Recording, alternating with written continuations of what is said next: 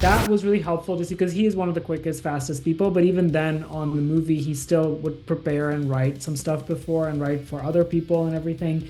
And eventually on Deadpool, he began getting writing credit. But on the first one, I remember that was my biggest surprise was to see that he had actually done this work before showing up and wasn't just magically appearing from nowhere. And so I've started doing that. After that movie, I would Karan did not scroll. learn comic timing from Ryan. He was born with No. it. It's not Yeah. like he was in the presence of a guru and then he was enlightened and became a comedic actor. Karan's funny every minute of the day.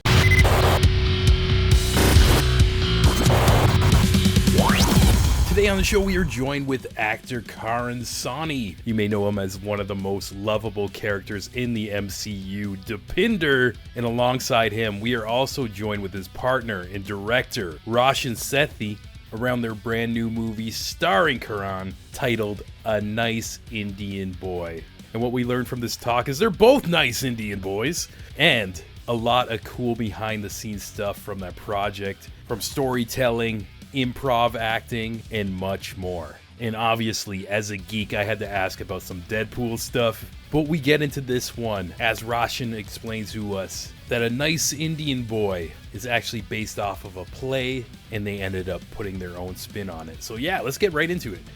Yeah, it's based on a play that was written in 2014 and then performed throughout the United States after that. And it was licensed or optioned by a film financier and turned into a screenplay outside of either of our involvement, and then brought to me as a director and Karan as an actor in 2021.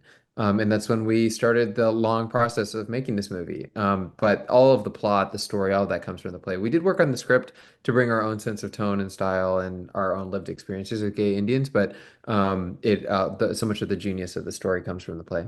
Cool, cool. And me, like reading the description, I'm a straight white male. I didn't expect to have like relate as much as I did to this movie. Like, I think even beyond just the gay aspect of it, just relationships in general. And I loved a lot of like just the conversations and even just the dynamic with the family, specifically like bringing your partner to the house, having that conversation in the car. And there was just something like so real about that that I think goes like across the board. And I just kind of want to know, like, maybe in your real lives, have you had like certain experience as well? Because again, it felt to me like very real.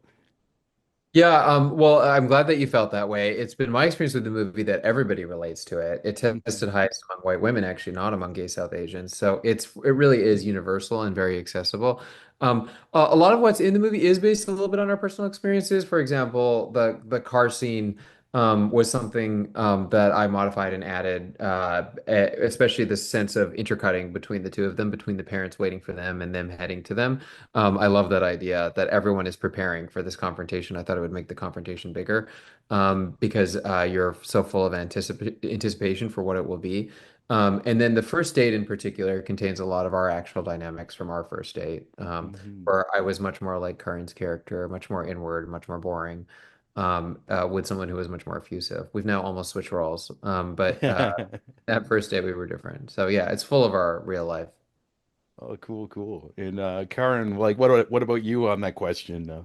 Yeah, same thing. Actually, the meeting before meeting the parents in the car, I think I improvised a lot, of those things. Yeah, all of And them. they were all just, Wow. I think, my own personal fears of like, but my parents are not as intense as the characters' parents in the movie. But I think regardless, you're always like, I want you to make a good first impression. That's such a universal feeling because everyone wants their partner to get along with their family, ideally, because it makes life better for everyone. And it's always interesting what are the little idiosyncrasies that will come up for each person. And so for that character, it felt like everything he was saying felt kind of appropriate for his family. But I've definitely had my own version of that many times. Yeah, cool, cool.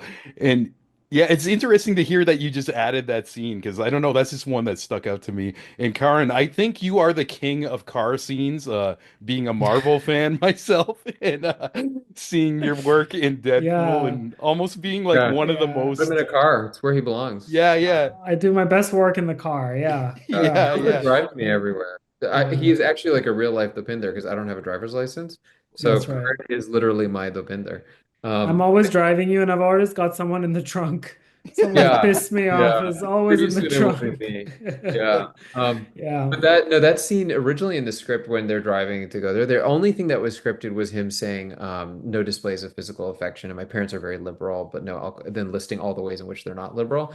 And that was it. But everything else actually just flowered out of Karn inventing various pieces of advice for Jonathan, like acting more presidential, which I thought was so funny and crazy. And like, what does that mean? But yeah, it was just that scene is so funny to me. Yeah, yeah, and it's cool like even around the comedy there's just like so many different layers of just emotions too, but yeah, as we're talking about the comedy, like so much comedic timing and I just kind of want to know like from doing all these Deadpool films and being alongside Ryan Reynolds, have you like picked up like a lot of things on comedic timing as an actor from just being in those wild environments that you take to other films like this? Yeah, totally. I think comedic timing is a weird thing you can't teach a comedy. I think either you have it or you don't, but I think there's ways to augment it and make it better if someone does have it. I don't think you can teach someone to be funny, but if they're funny, you can teach them how to modulate it a little bit for the situation.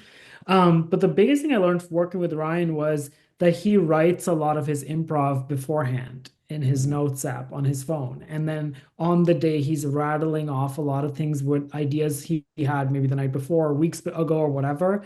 And that really liberated me because I always used to think improv is only real, quote unquote, if you're just coming up with it magically in the moment. But the truth is, the minute you see a script, you start having ideas in your head. And if you don't write them down, you might lose them. And because by the time you film something, it's like in this case, years after I read the script, we filmed A Nice Indian Boy. But I would always scribble little ideas or thoughts. And then to me in my head, I was like, it's cheating. But Ryan was like, no, it's not. It's Oh, just an okay. extension of writing. And so that was really helpful to see because he is one of the quickest, fastest people. But even then on the movie, he still would prepare and write some stuff before and write for other people and everything. And eventually on Deadpool, he began getting writing credit. But on the first one, I remember that was my biggest surprise was to see that he had actually done this work before showing up and wasn't just magically appearing from nowhere. And so I've started doing that. After that movie, I would always Curran did not scribble. learn comic timing from Ryan. He was born with it. No. Not Yeah. like he was in the presence of a guru and then he was enlightened and became a comedic actor. Curran's funny every minute of the day. And Yeah. that's what you're born with. Yeah, and Not I could imagine like doing a movie like this just how do you feel about like being loose with the improv on it? Are you super strict with like the script or do you just like give your actors like a freedom to just let loose? No, I encourage improv as much as possible. Often I'll come up with the idea, the overarching idea for it. For example, the voice to text scene where he's texting a variety of men. I just asked him to text various men kind of desperate messages, desperate, pathetic feeling messages. I was going through something at the time where my wrists had developed an injury and I had to dictate all of my text messages. So I would often walk around being like, ha, ha, ha, ha. So he had picked up on that and incorporated it into all of the improv he did. Another scene that's like that is I asked him to tell really boring hospital stories because I thought it would be funny to reference later on. And he just told stories that I had told him that I didn't think were boring. Like I wasn't talking about those stories, but he just repeated verbatim things I had said. Like we really did get a Panera at Brigham, and it was a big deal because we had an ABP before. You can order off the app and all that stuff. And then the other example of that is Peter Kim, who is really, really funny and can improvise very easily. But there's a scene where he tells a bad dating story, and I had told him just tell like a series of bad dating stories.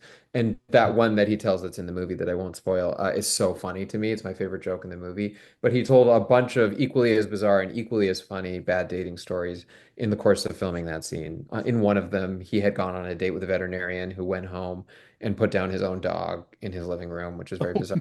They went to Thailand and his partner punched an elephant. Like they were all full of these like crazy stories, and I wanted to include all of them, but it was getting out of control. It had nothing to do with the movie.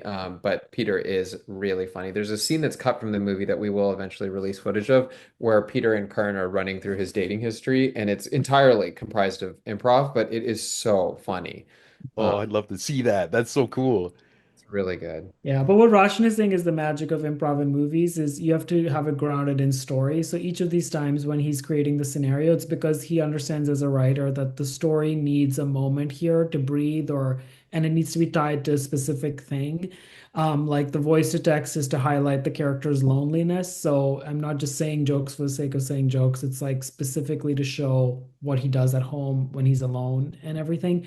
And I think that's the magic to improv in movies is if you're just doing bits for 10 minutes that are not tied to the story, they're never going to make it in the edit. But if you can find the moment where you're like, oh, actually the script could use a little bit of like more here, like waiting in the car, we could use some more scenarios and it's tied to the anxiety the character has that he's about to go meet the parents, then you unlock improv that can actually be used People later on. enjoy it more. Peter, for example, we don't know much about him. He's constantly hearing about Karan's romantic travails, but we have no sense of what his inner life is. And that was the only purpose actually behind the improv, not to create a joke in the scene, but to understand that he too has his dating life. And looking at Peter, you just get the sense that his dating life is very messy and chaotic because he seems to be that way. So there's a joke in it, but it's also it's tied to our sense of who he is. Wow, wow. Yeah, and well set up for both of you, or from both of you.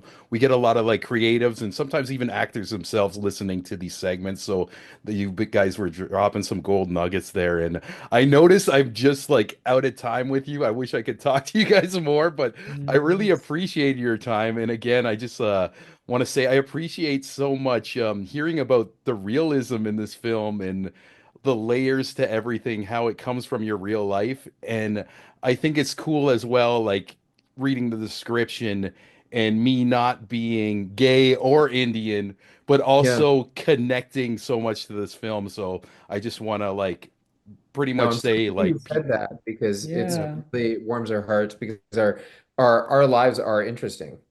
So it doesn't yeah, surprise me that you're interested. Yeah. Just as your life is interesting to us. And Mhm. the thing I think we've forgotten in the recent years in Hollywood is we've subdivided and made niche entertainment that's for niche audiences when the truth is we're all interested in each other. So yeah, very I true. hope all of your listeners watch this movie regardless of their race, gender, or orientation. Yeah, definitely a film for everybody. And yeah, once again, thank you so much for your time and Thank hope to you. Yeah, talk to you guys around your next project as well. absolutely. Thank Thank you, you. Sean. Hope you enjoyed this behind the scenes look of a nice Indian boy. Even though this was a quick talk, I really enjoyed it. It was cool to pick both their brains and get some extra context. And as this film gets releases, we'll be sure to update you on our socials where you can see it and check it out. Like I said, at first on paper, it didn't seem like something I'd gravitate to, but after watching it, it was just a beautiful film. And as the credits rolled, I had a big smile on my face. So yeah, check it out. And before we go, we can't run away without thanking all you legends on the Patreon page. And first up, to the queen, Ola Mazuka of Sonic Fold. You should go check out Sonic Fold and follow them on Instagram. Ola does amazing things from community building, DJ sets, and some amazing soulful interviews of her own. That's Sonic Fold on Instagram. Another huge thanks to the lovely Amanda McKnight of the Vamp X13 YouTube and Vamp X13 Twitch channel. If you're into comic books, movies, video games, and all things nerdy, check out Vamp X13. Another big thanks to the wonderful Jenny Potter, the legend Devin McBride, the #1 Jen Allen Kent, and last but not least, Francis Coffer, aka my mom. If you want your own shout out at the end of every episode and also get these episodes early, raw, uncut, right when I'm done the Zoom call, I just post them. You can go to patreon.com/creative imbalance, and beyond having my forever thanks, you can just go to bed at night and sleep soundly, knowing you're a badass motherfucker who supports raw, uncut, independent media, and nobody can take that away from you. You hear me?